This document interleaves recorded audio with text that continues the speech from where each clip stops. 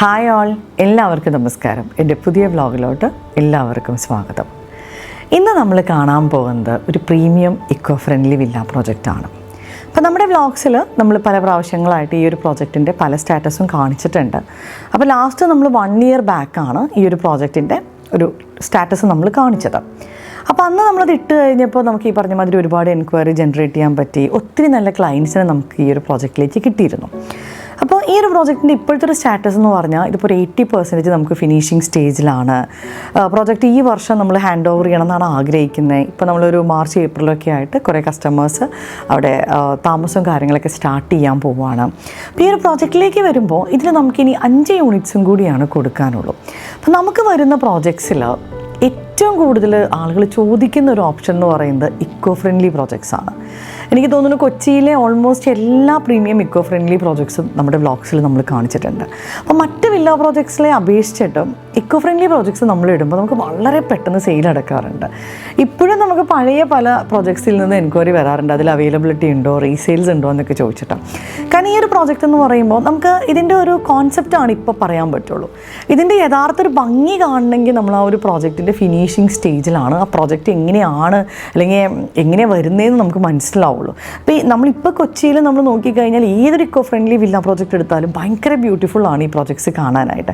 പക്ഷേ ചില ആളുകൾക്കായിരിക്കും ഈ ഒരു കോൺസെപ്റ്റിനോട് താല്പര്യം ഉണ്ടായിരിക്കുള്ളൂ. മറ്റു പലർക്കും ഇപ്പോൾ ഈ പറഞ്ഞ പോലെ യൂറോപ്യൻ തീം അല്ലെങ്കിൽ അൾട്രാ കണ്ടംപററി സ്റ്റൈലൊക്കെ ആയിരിക്കും താല്പര്യം. അപ്പോൾ ഇക്കോ ഫ്രണ്ട്ലി നോക്കുന്ന ആളുകൾക്ക് പറ്റുന്നൊരു ഓപ്ഷനാണ് നമ്മൾ ഇന്ന് കാണിക്കുന്നത്. അപ്പോൾ ഈ പ്രോജക്റ്റിലേക്ക് വരുമ്പോൾ ആദ്യം നമുക്കിതിൻ്റെ ലൊക്കേഷനിൽ നിന്ന് സ്റ്റാർട്ട് ചെയ്യാം. അപ്പോൾ ആദ്യം തന്നെ ഞാൻ പറയുന്നത്, ഇപ്പോൾ നിങ്ങളൊരു സിറ്റിയുടെ നടുക്ക് താമസിക്കണം അല്ലെങ്കിൽ ഭയങ്കര ക്രൗഡഡ് ആയിട്ടുള്ളൊരു ഏരിയയിൽ താമസിക്കണം എന്ന് ആഗ്രഹിക്കുന്നവർക്ക് പറ്റുന്നൊരു ഓപ്ഷൻ അല്ല ഇത്. അത് ആദ്യം തന്നെ ഞാൻ പറഞ്ഞേക്കാം.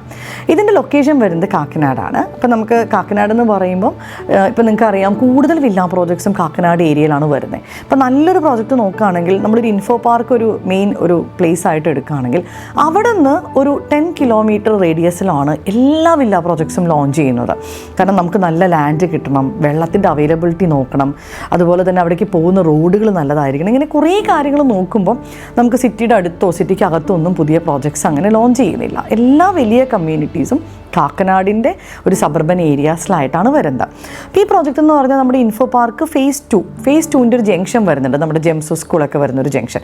ആ ജംഗ്ഷനിലാണ് നമ്മുടെ പ്രൊപ്പോസ്ഡ് മെട്രോ സ്റ്റേഷൻ വരുന്നത്. അവിടെ നിന്ന് നോക്കുകയാണെങ്കിൽ 7.5 കിലോമീറ്റേഴ്സ്, അതായത് ഒരു 10 to 12 മിനിറ്റ്സ് ഡ്രൈവിൽ നിങ്ങൾക്ക് ഈ ഒരു പ്രോജക്റ്റിൽ എത്താൻ പറ്റും.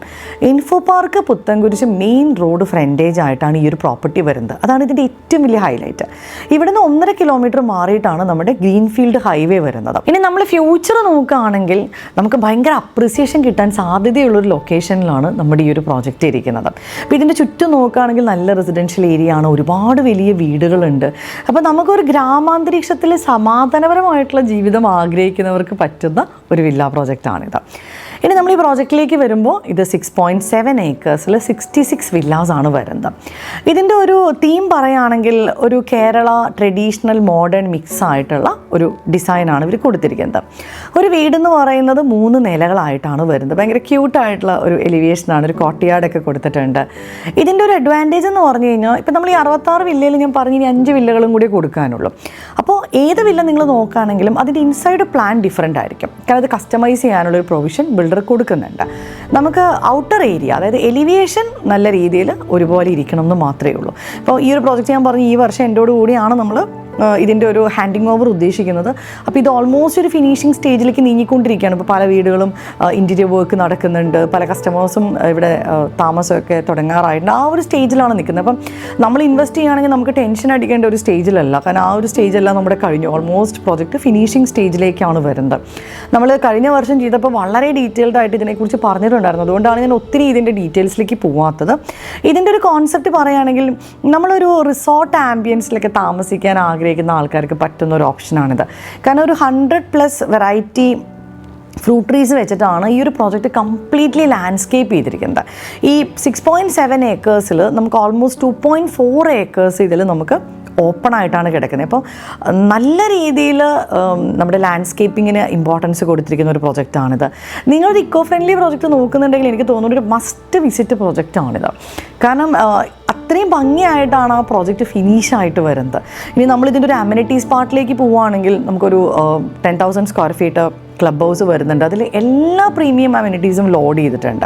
ഇവിടുത്തെ ഒരു ക്രൗഡ് എന്ന് പറഞ്ഞു കഴിഞ്ഞാൽ ഒരു പ്രീമിയം ക്രൗഡാണ്. കാരണം ഒരു സമാധാനപരമായിട്ട് ജീവിക്കാൻ ആഗ്രഹിക്കുന്നവർ, അങ്ങനത്തെ ഒരു ക്രൗഡാണ്. ഇപ്പോൾ നമ്മൾ ഇതുവരെ നമ്മൾ കൊടുത്തിരിക്കുന്ന നമ്മുടെ ഒരു ക്ലയൻറ്റ് ബേസ് നോക്കുകയാണെങ്കിൽ പോലും NRIs ഉണ്ട്, അതുപോലെ IT-കാർ ഒത്തിരി പേരുണ്ട്, ഒരുപാട് നല്ല പ്രൊഫഷണൽസ് ഇതിൽ വന്നിട്ടുണ്ട്, ഡോക്ടേഴ്സ് ഉണ്ട്. അപ്പം ശരിക്കും പറഞ്ഞൊരു പ്രീമിയം ക്രൗഡ് വരുന്ന ഒരു കമ്മ്യൂണിറ്റിയാണ്. ഇതിപ്പോൾ നമ്മളൊരു വില്ല പ്രോജക്റ്റിൽ ഇൻവെസ്റ്റ് ചെയ്യുമ്പം എൻ്റെ അടുത്ത് പലരും ചോദിക്കാറുണ്ട്, എന്തായിരിക്കും നിങ്ങളുടെ അഭിപ്രായത്തിലൊരു നല്ല കമ്മ്യൂണിറ്റി എന്ന് പറയുന്നത്. ഒന്ന് ഏറ്റവും ഇമ്പോർട്ടൻ്റ് ആയിട്ട് നമ്മൾ നോക്കേണ്ടതെന്ന് പറയുന്നത് അവിടെ താമസിക്കുന്ന ആ ഒരു ക്രൗഡ് നല്ലതായിരിക്കണം.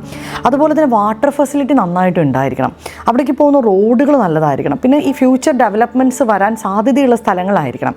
അപ്പോൾ ഈ പ്രോജക്റ്റിലേക്ക് നമ്മൾ വരാണെങ്കിൽ വെള്ളത്തിൻ്റെ കാര്യം നമ്മൾ ടെൻഷൻ അടിക്കേണ്ട. കാരണം നമുക്ക് 2 വലിയ ഓപ്പൺ വെല്ല് വരുന്നുണ്ട്, അതുപോലെ 5ഓളം ബോർവെല്ലുകൾ വരുന്നുണ്ട്, പിന്നെ റെയിൻ വാട്ടർ ഹാർവെസ്റ്റിംഗ് വരുന്നുണ്ട്. കാരണം ഞാൻ പറഞ്ഞു ഇവിടെ ഒത്തിരി ഫ്രൂട്ട് ട്രീസും അതുപോലെ വെജിറ്റേഷനൊക്കെ ഭയങ്കര ഇമ്പോർട്ടൻസ് കൊടുക്കുന്നതാണ്. അപ്പോൾ അതിനൊക്കെ സപ്പോർട്ട് ചെയ്യാവുന്ന നല്ല രീതിയിലുള്ള വാട്ടർ സോഴ്സ് ഈ പ്രോജക്റ്റിലുണ്ട്. ഇനി വേസ്റ്റ് മാനേജ്മെൻറ്റ് നോക്കുകയാണെങ്കിൽ നല്ല രീതിയിൽ ആ ബിൽഡർ അത് ടേക്ക് കെയർ ചെയ്തിട്ടുണ്ട്.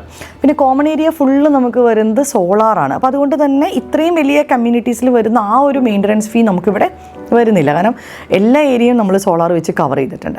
ഇനി നമ്മൾ കംപ്ലീറ്റ്ലി ഈ ഒരു കംപ്ലീറ്റ് പ്രോജക്റ്റ്, അതായത് ഈ 6.7 ഏക്കേഴ്സും നമ്മൾ ഓട്ടോമേറ്റഡ് ആയിട്ടുള്ള ഇറിഗേഷൻ സിസ്റ്റമാണ് യൂസ് ചെയ്തിരിക്കുന്നത്. ഇപ്പോൾ ഒരാൾ ഒരു വില്ല പ്രോജക്റ്റിൽ ഇൻവെസ്റ്റ് ചെയ്യുമ്പം അയാൾ ചോദിക്കുന്ന മേജർ ക്വസ്റ്റ്യൻസ് ആണ് ഞാൻ ഈ പറഞ്ഞ വെള്ളം, അതുപോലെ തന്നെ കോമൺ ഏരിയ എങ്ങനെയൊക്കെയാണ് വരുന്നത്, പിന്നെ ഇപ്പം നമ്മൾ ഈ പറഞ്ഞ ഈ ഇത്രയും വലിയ ഈ ഗാർഡനിങ്ങും ലാൻഡ്സ്കേപ്പിംഗ് ഒക്കെ വരുമ്പോൾ ഇതൊക്കെ നനയ്ക്കാനായിട്ട് ആൾക്കാരുണ്ട്, ഇതൊക്കെ എങ്ങനെ പിന്നെ മെയിൻറ്റെയിൻ ചെയ്യും.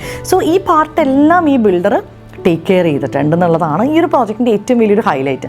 പിന്നെ ഓരോ പ്രാവശ്യം നമ്മൾ ഈ പ്രോജക്റ്റിലേക്ക് ചെല്ലുമ്പോഴും നമുക്ക് ഇവിടെ കാണാൻ പറ്റുന്ന ആ ഒരു ഡിഫറൻസ് ഭയങ്കരമാണ്. ഇപ്പോൾ എൻ്റെ 1 ഇയർ ബിഫോറുള്ള ഒരു വ്ളോഗ് കണ്ടിട്ടാണ് നിങ്ങൾ ഈ ഒരു വ്ളോഗ് കാണുന്നതെങ്കിൽ അറിയാൻ പറ്റും ഈ 1 ഇയർ കൊണ്ട് എത്രത്തോളം മാറ്റങ്ങൾ ഈ ഒരു പ്രോജക്റ്റിൽ ഇവർ കൊണ്ടുവന്നിട്ടുണ്ടെന്ന്. കാരണം 6.7 ഏക്കേഴ്സൊക്കെ നമ്മൾ ഡെവലപ്പ് ചെയ്ത് കൊണ്ടുവരാമെന്ന് പറയുന്നത് ഒരു വലിയ കാര്യമാണ്.